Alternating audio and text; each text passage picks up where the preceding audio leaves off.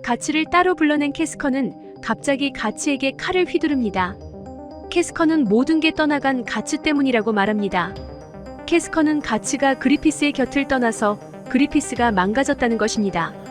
그리피스에게 가치가 없으면 안 되었다고 말하며 가치를 향해 칼을 찔렀는데 가치는 그 칼을 피하지 않았습니다. 가치는 자신도 그리피스와 마찬가지였으며 자신은 자신의 길을 간 것뿐이라고 말합니다. 캐스커는 가치의 말이 맞다는 것을 알고 있었지만 자신은 견디기 힘들었다고 말합니다. 캐스커는 그리피스가 꿈을 이루기 위해서는 샬로트 공주를 얻는 것이 가장 빠른 길이기에 자신은 여자로서 그리피스와 맺어질 수 없다는 것을 알고 있었다고 말합니다.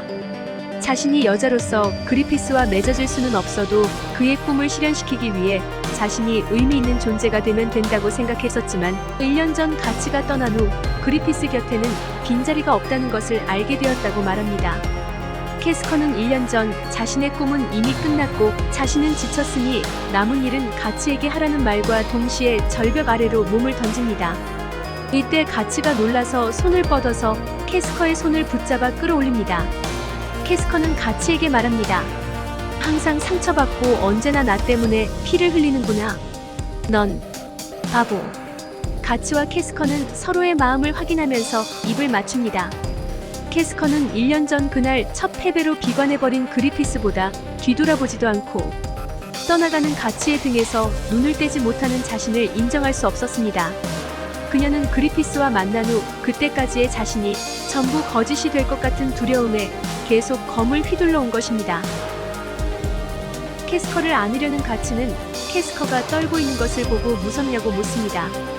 캐스커는 자신이 변해버리는 것은 아닌지 지금까지 소중했던 것이 사라져버릴 것 같아서 무섭다고 말합니다.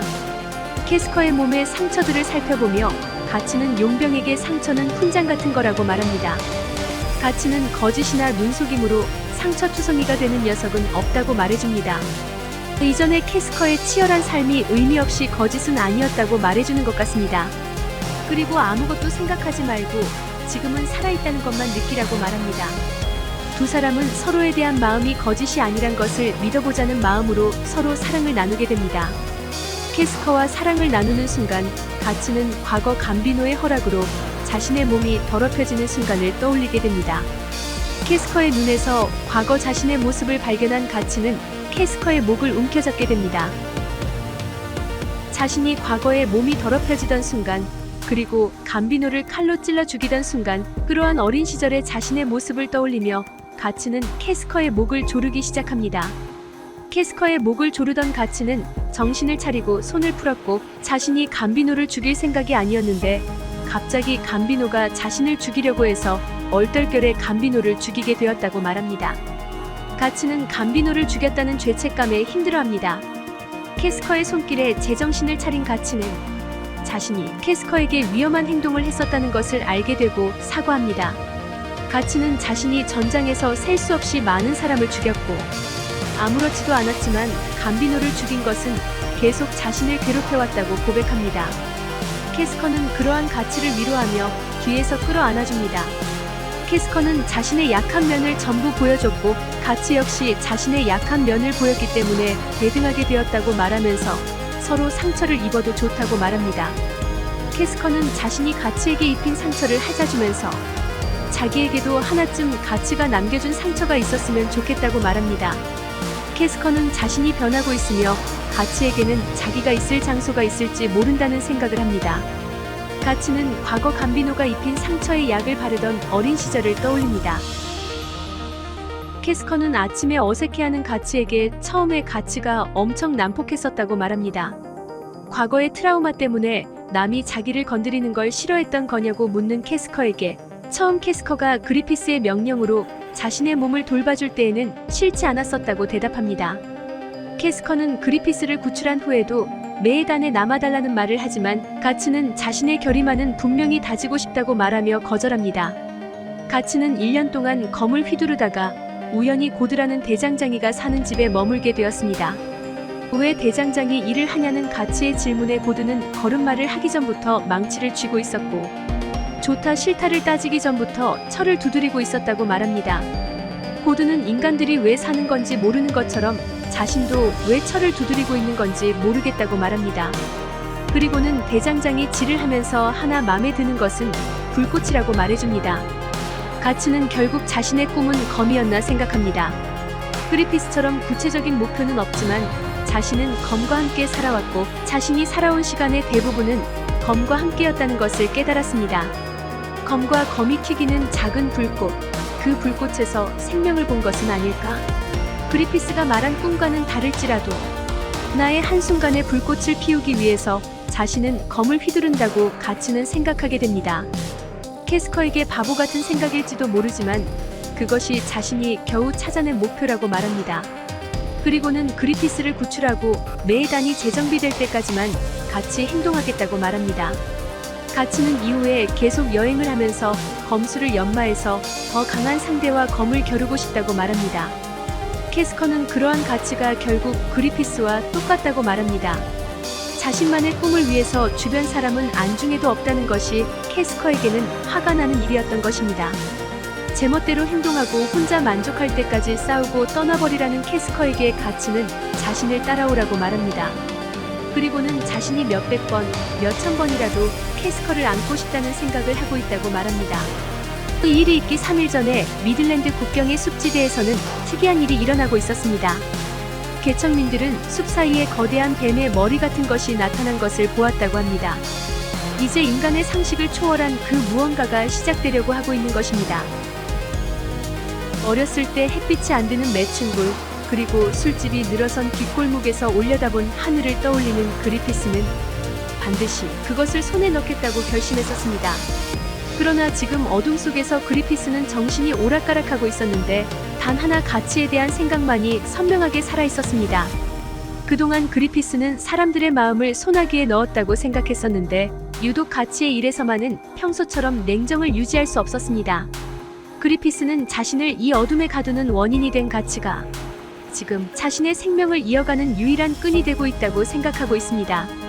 언제부터인지 손에 넣을 수 있다고 생각했던 가치가 반대로 자신을 장악해버린 것이었습니다.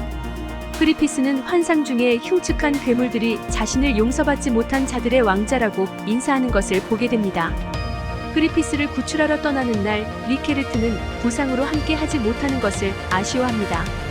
그리피스를 구하고 옛날처럼 함께하자고 이야기하는 리케르트에게 가치는 침묵으로 답변합니다. 이때 캐스커가 그리피스를 구출하기 위해 출발하자고 명령합니다. 말에 올라탄 캐스커는 이전에 가치와 나눈 사랑의 후유증을 온몸으로 느끼고 있습니다. 메에다는 그리피스를 구출하기 위해 윈덤성을 향해 출발합니다. 윈덤성으로 잠입하기 위한 비밀 통로는 묘지와 연결이 되어 있었습니다. 피핀이 묘비를 무너뜨리자 윈덤성으로 향하는 통로가 나타났습니다. 가치는 대장인 캐스커가 직접 갈 필요가 없다고 말하지만 캐스커는 자신을 걱정해주는 건 고마운데 작전에 사사로운 정은 끼워 넣지 말라고 명령합니다. 그리고 자신만이 가치의 등 뒤를 지켜줄 수 있다는 것을 잊지 말라고 말합니다. 캐스커 일행은 윈덤성으로 잠입하기 위한 통로에 진입합니다. 그리피스를 구하기 위해 지하 통로를 가는 가치는 과거 냉정하고 빈틈없는 그리피스를 생각합니다. 한편으로는 그리피스가 자신이 없으면 안 된다는 캐스커의 말을 떠올립니다.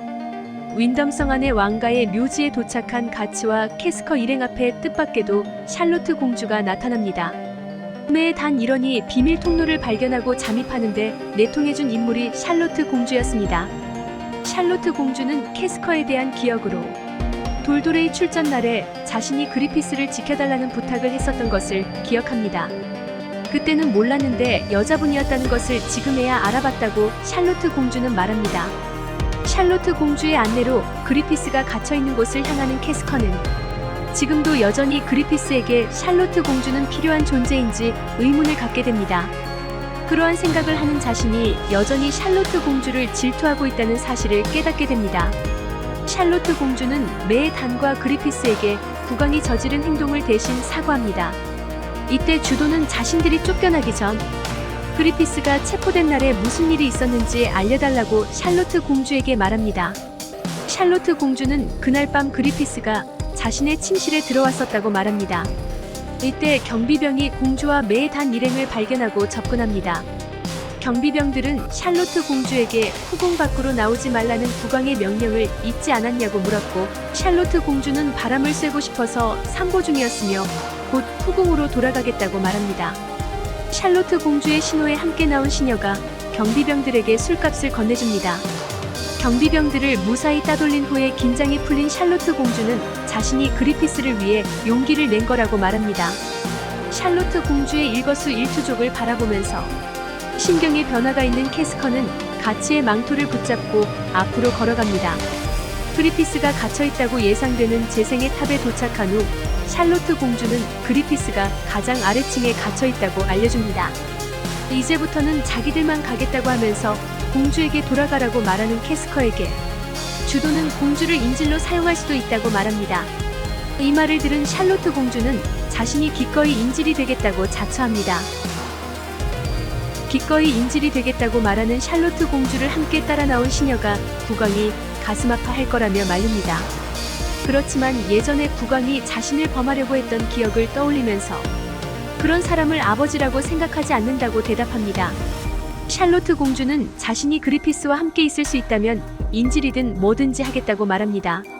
그러한 샬로트 공주에게 인질로서는 최적일지 모르지만 메단에게 해를 끼칠 수 있는 양날의 검이라고 하면서 반대합니다. 공주를 인질로 삼으면 미들랜드 국가의 중대 범죄 집단이 될 것이고 오히려 그리피스에게는 오명이 씌워질 것이라고 말합니다. 샬로트 공주는 그래도 억지로 따라가겠다고 고집을 부립니다. 결국 캐스커는 공주가 자신들과 함께 가는 것을 허락합니다. 그리고는 그리피스의 선택에 맡기자고 합니다. 캐스커는 자신의 마음 어딘가에 그리피스를 생각하는 샬로트 공주를 질투하는 마음이 있는 것 같다고 가치에게 말합니다. 가치는 일단 그리피스를 구출할 생각이나 하라고 말합니다. 사실 가치 역시 그리피스를 신경 쓰는 캐스커가 마음에 걸리지만 더 마음에 안 드는 건 그것을 어쩔 수 없다고 생각하는 자신, 곧 그리피스를 떨쳐버리지 못하는 자기 자신이 더 마음에 들지 않는다고 생각합니다. 재생의 탑 입구를 지키는 경비병 2명은 주도의 표창에 저 세상으로 갑니다. 그리고 공주와 캐스커, 메단 일행은 재생의 탑으로 들어갑니다. 한편 그 시각 남아있는 메단 일행은 그리피스가 돌아오면 다시금 예전의 명성을 되찾을 기대를 하고 있습니다. 그들을 보살피는 리케르트는 호수에서 물을 뜨던 중 요정을 보게 되고 적의 역습을 감지합니다. 리케르트는 동료들이 있는 곳을 향해 서둘러 달려갑니다. 동료들이 있는 곳에 도착한 리케르트는 그곳에서 이상한 괴물들이 동료들을 잡아먹는 것을 발견합니다. 그 괴물들은 동료들을 모두 학살하였고 이제 남은 것은 리케르트뿐이었습니다. 공포에 질린 리케르트가 아무것도 못하는 상황으로 위기에 처해 있을 때 어디선가 나타난 해골 기사가 그들 괴물들을 쫓아냅니다. 리케르트는 그리피스가 돌아오기를 기대했던 동료들이 모두 죽어있는 것을 보고 좌절합니다. 재생의 탑 지하로 내려가는 캐스커 일행은 생각보다 깊은 탑의 내부에 놀라움을 금치 못합니다. 그리피스를 만나려는 의지는 강하지만 움직이기 쉽지 않는 공주를 가치가 없고서 가던 길을 계속합니다. 샬로트 공주는 재생의 탑의 구멍과 미들랜드 국가의 내력에 대해 이야기해줍니다. 먼 옛날 전란의 시대에 종지부를 찍은 해왕 카이젤릭이 대륙 전체를 통일하였고 그 황제는 늘 해골 모양의 투구를 이용했었다고 이야기합니다. 주도는 해골 임금이 나라의 인부들을 끌어모아서 중노동을 시켜서 큰 도시를 지었다는 이야기를 알고 있었습니다. 해골 임금이 국민에게 무거운 세금을 올리고 도시는 주지육림, 타락의 소굴이 되었다고 합니다. 이러한 해골 임금의 행동을 못마땅하게 여긴 신이 5천사를 보내 도시를 흔적도 없이 파괴한 것입니다. 샬로트 공주는 그 파괴된 도시의 이름은 중앙의 땅이라는 의미로 미들랜드라 이름 붙여졌고 그 당시에 땅속으로 가라앉은 도시는 당시의 모습 그대로 남아있다고 말해줍니다. 그 구멍의 바닥에 그리피스가 갇혀있는 것이라는 의미입니다. 황제의 죽음과 도시 붕괴 후에 해왕 카이젤릭의 피를 이은 것은 미들랜드 왕가뿐이라고 하였고 구멍 밑으로 여러 번 조사단이 내려갔지만 무사히 돌아온 사람은 한 명도 없었다고 샬로트 공주는 알려줍니다. 재생의 탑은 바로 그 부정한 과거를 봉인하기 위해 세워진 것이었습니다. 계속 아래로 내려가던 중 캐스커는 갖고 있던 횃불을 아래로 떨어뜨리는 실수를 저지릅니다. 그 아래에는 수많은 시체의 머리에 이상한 낙인이 찍혀 있었습니다. 이때 가츠는 무언가 보게 되었고 아마도 그는 그리피스를 고문한 고문관인 것 같았습니다. 드디어 그리피스가 갇혀있는 것으로 예상되는 곳에 도착한 샬로트 공주는 가츠에게 내려달라고 말하고는 잠겨진 문을 두드리며 그리피스를 부릅니다. 캐스커가 열쇠로 문을 열었고 그곳으로 일행이 들어가게 됩니다. 일행은 그곳에서 인기척을 느끼게 되고 누군가 엎드려 있는 것을 발견합니다. 고문으로 온몸이 만신창이가 되어 있는 그리피스. 온몸의 심줄이 다 끊어져 있었습니다. 그리피스가 쓰고 있는 투구를 열쇠로 열어서 얼굴을 확인한 가츠와 주도. 가츠는 캐스커에게 가까이 오지 말라고 소리칩니다. 가츠는 폐인이 되다시피 한 그리피스를 끌어안고 오열합니다. 샬로트 공주는 아직 그리피스의 상태가 어떤지 모르고 있었고 캐스커는 어느 정도 그리피스의 상태를 짐작하고 있는 것 같습니다. 이때 고문관이 감옥의 문을 밖에서 잠궈버립니다. 이때 가츠는 고문관에게 그리피스를 이렇게 만들었냐고 묻습니다. 고문관은 국왕이 좋을 대로 하라고 시켰다고 말합니다. 오히려 자신이 없었으면 그리피스는 벌써 죽은 몸이라는 말을 합니다. 고문관은 고문을 하면서 그렇게 아름다운 몸은 처음이었다고 말하면서 자신이 고문하면서 수집한 것 중 하나라며 그리피스의 혀를 부적이라고 보여줍니다. 가츠의 분노에 검은 단단한 철문을 뚫고 고문관의 몸도 뚫어버렸습니다.